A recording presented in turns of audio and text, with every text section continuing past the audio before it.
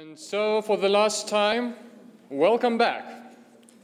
We are almost done with this forum of the Advancing Women in Leadership Roles. And this forum was for Europe, and it was about leadership positions in sports in Europe.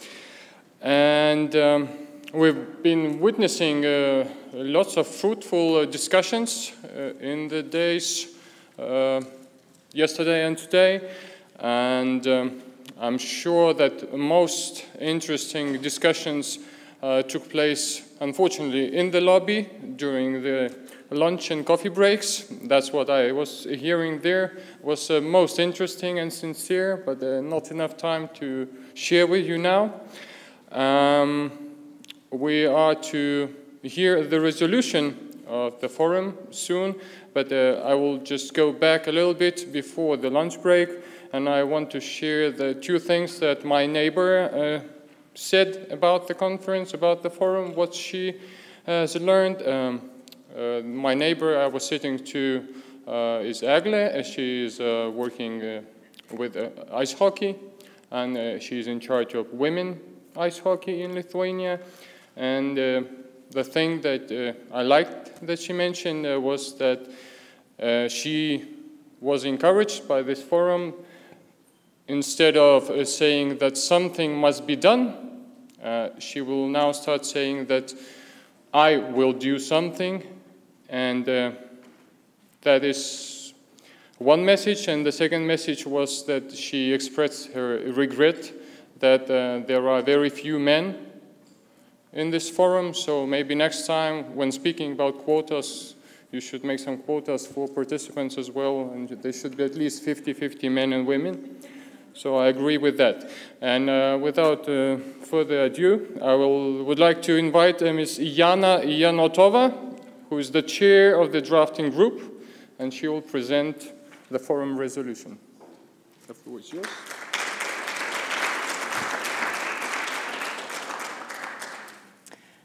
Dear distinguished delegates, dear ladies and gentlemen, friends, colleagues, it is a great honor for me, and it's been a great honor for me to chair such a group of such distinguished, experienced colleagues. When in 2013 I was asked by the European Commission to join a group of experts on gender equality in sport, which was tasked with coming up with a set of recommendations which were to be implemented by 2020, or rather set their goals were to be implemented by 2020. I myself thought, wow, 2013, you know, 7 years to go, we can be ambitious. We can have very ambitious goals. One of which was 40% of women on executive boards. Well, 4 years later, only 2.5 years to go to the magical, and I would put it here, 2020. There has been some progress. There have been many activities, strategic plans in place, implemented. But has the progress been fast and substantial enough to reach the goals that were set for 2020? Has the progress been fast and substantial enough to bring about a real change? Well, it seems that not really. And this is why we are all here. The aims of the forum, of the present forum was, or one of them, was to acknowledge the situation, to acknowledge that there is an insufficient progress, and to have the leaders of the Olympic movement realize the challenges of today's world.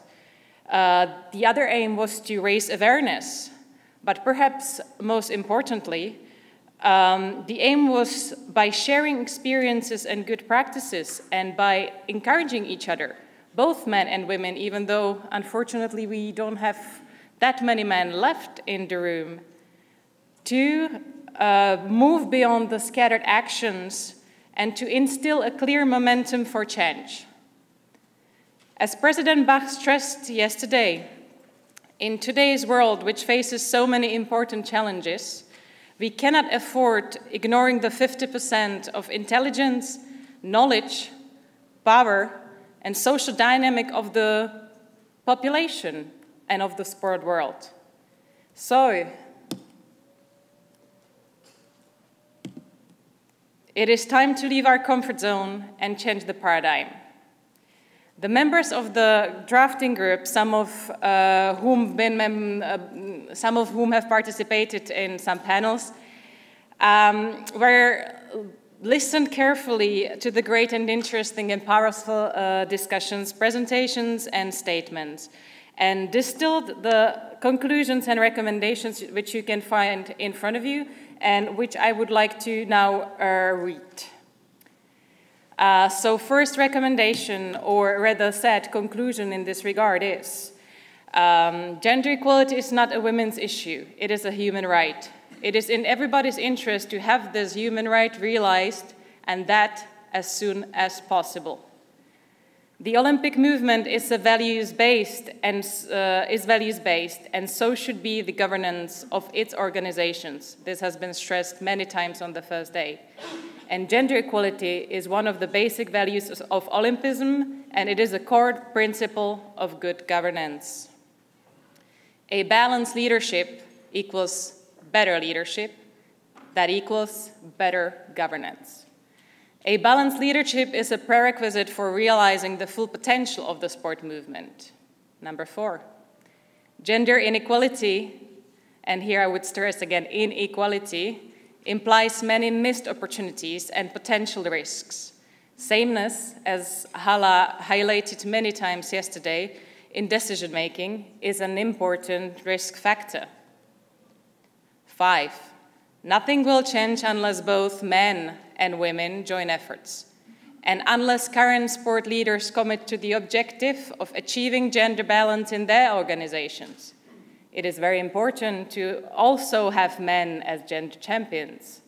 6, achieving the ultimate goal of gender balance requires an institutional transformation, which in turn requires a strategic approach.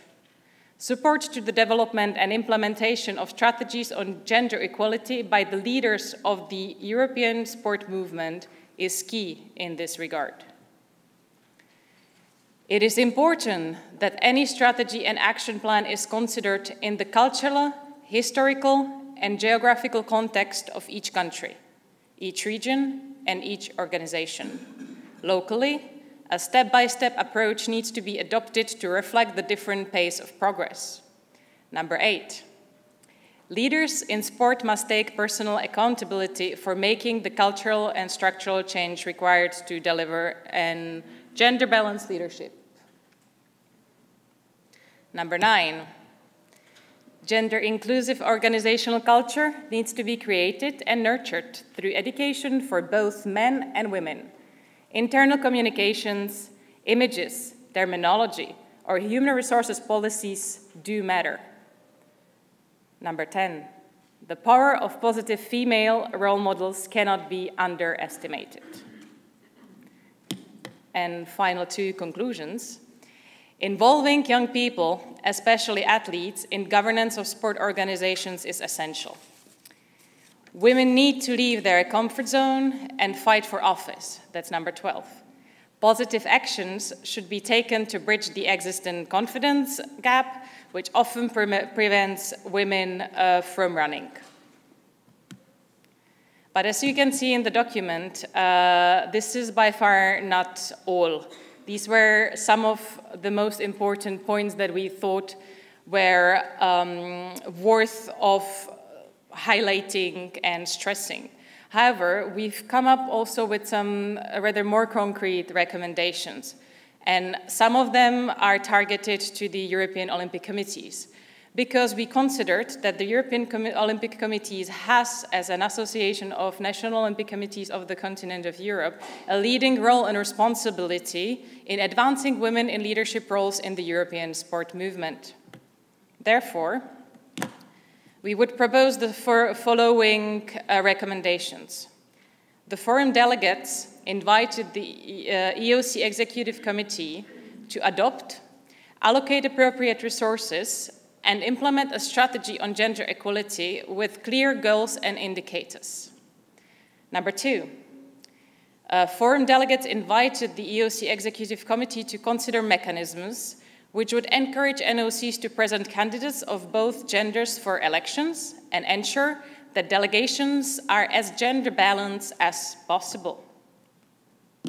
Number 3, foreign delegates supported current activities of the IOC and its Gender Equality in Sport Commission and called on European national Olympic committees to implement the 2016 recommendations of the Gender Equality in Sport Commission. And finally, the foreign delegates called for continuity of the work of the Gender Equality in Sport Commission and advocated for a gender balance in its membership, in all its membership compositions, to lead by examples. Sorry about the little hiccup there. But this is not all. We thought it was important to highlight and stress again that many good recommendations and good practices already exist, and that what remains to be done is to transform them into concrete positive action, and that all in a strategic manner, which has been, I think, one of the core points around which the panel discussions were circulating. Furthermore, this is a point that came up quite clearly this morning. We would like to, via this document, encourage members of the European Olympic movement to make use of the existing funding opportunities, such as Olympic Solidarity and the Erasmus Plus program of the European Union, and of the existing resources. We discussed e-learning platforms, for example, to put the actions in practice. And finally, while striving to achieve the IOC's aim of at least 30% of women in elected positions in sport organizations by 2020, and acknowledging the current situation and the diversity among countries and organizations in Europe, we would propose that this forum concludes by saying that gender balance has to be the goal. And this is all. This is all from us. This is all from the drafting committee as a proposal to you. What I would like to now ask you, I would like to ask you if you agree with what I have just presented and with what you can see laying on your tables, to stand up and raise your hand in the support of those recommendations, and then we can declare them as adopted. So, if I could.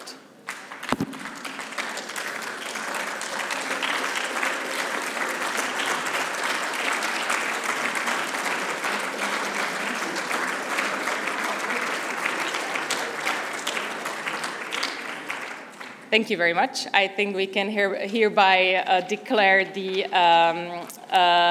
forum conclusions as adopted. And before inviting the members of the drafting group to join me on stage, that you can actually see who's responsible for all this work, I would like to finish on a personal note. As Hala said yesterday, it is very important to help women to bridge the confidence gap. I am myself not the most confident person in the world. I often doubt my abilities, my knowledge, my lack of experience, or I doubt my experience, or that I do not perhaps have enough. But you, the forum delegates, the fantastic personalities and guests and presentators here, and the truly inspiring personalities helped me to close the gap, or at least today. So thank you very much for that. Thank you for helping me to finish this work with the wonderful group of people and to stand here before you and conclude this forum. So without any further ado, I would like to invite the members of the drafting group to join me on the stage before we will hand the word to the president to conclude the forum. So, who do we have here? And it changed. Anyways, I will say it out loud. So, Matthias van Balen, Heidi Pekkola, Maurizio Mosca, Sarah Traceder, Tine Tillman, Marco Arpino, Daniela Drago, Clémence Couder, Diana Bianchetti, and of course, Vaida, and not to forget Risto Nieminen, who couldn't be with us because of an unfortunate injury, and Nadezhda Knore, the chair of the Czech Olympic Committee's Equal Opportunity Commission, who had to leave also earlier. So, thank you very much, team. Thank you. Thank you all for your...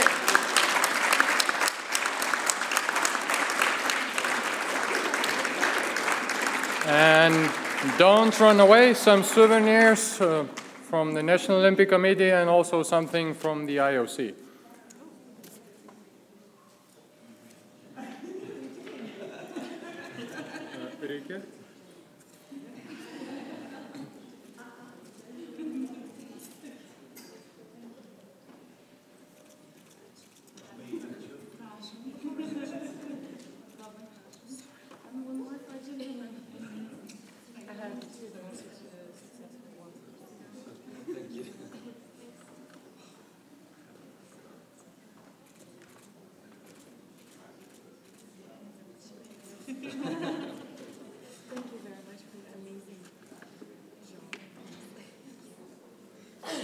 And one more time, a round of applause.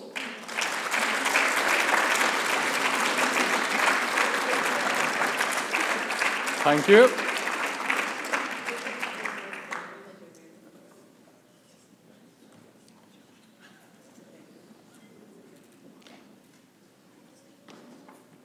So now, as mentioned before, I would like to invite Ms. Daina Gudzinevičiūtė, President of Lithuanian National Olympic Committee, for the final conclusions of the forum. Good afternoon, dear friends. This morning I heard the words of my colleague Jean-Michel Seyvet, who said that only few men are in the room. And I have one proposal for a very brave Olympic Committee. Somebody could organize leadership forum, women leadership forum for men.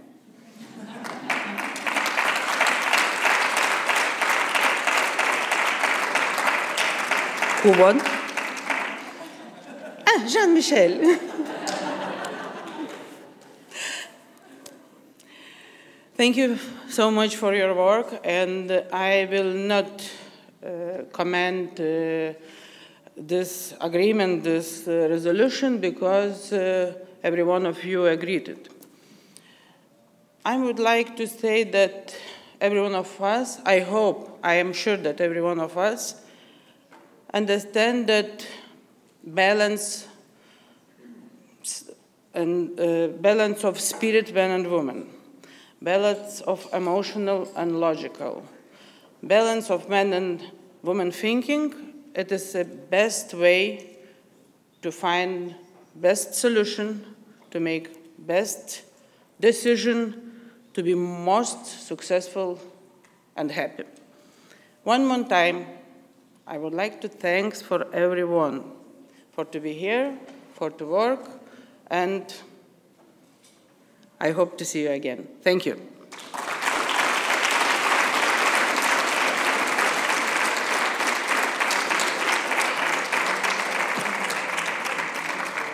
And so, ladies and gentlemen, this concludes the program for today and for this time. We would like, on behalf of the organizing committee, I would like to thank everyone for the active participation, for your input into this and into the advancement of women in leadership. And, well, I hope this is not the last time we're meeting, and we want to wish you a safe trip home, and that's it. Thank you.